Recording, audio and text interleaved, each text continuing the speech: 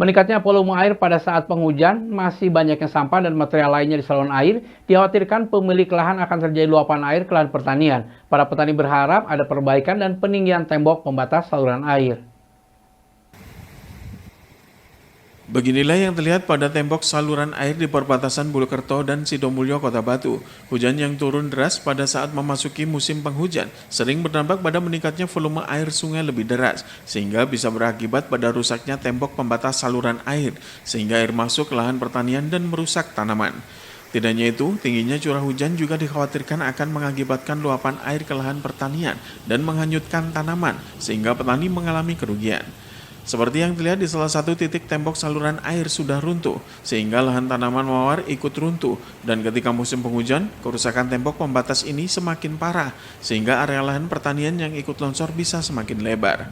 Salah seorang petani merasa khawatir ketika memasuki musim penghujan, karena lahan pertanian miliknya berbatasan langsung dengan aliran air, sehingga rawan tergerus air ketika terjadi luapan air ataupun banjir. Terlebih, lahan miliknya sudah beberapa kali mengalami kerugian akibat kerusakan lahan pertanian, sehingga perlu biaya dan tenaga untuk memperbaiki lahan sebelum bisa kembali difungsikan.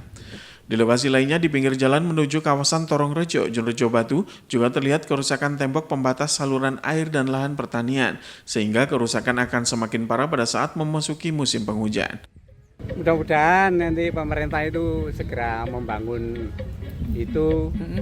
Ya pelengsengan-pelengsengan itu kan sudah hancur semua itu. Jadi sudah berapa kali nih sering air meluap ini ketika? Oh ya sering, mungkin sudah 3-4 kali. Pokoknya ada banjir gitu ya meluap sudah sampai merusak tanaman di sini. Tanaman, Mbak ya? Iya.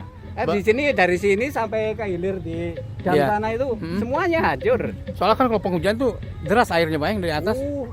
Deras sekali. Karena kan dari hutan sana itu ke sini semua. Iya. Dari Punten ke sini. Iwan Hikmawan melaporkan. Sesaat lagi kami akan memberikan laporan tentang pelatihan giling rokok sigaret ketek tangan. Tetaplah bersama kami dan Info 7 Malang Raya.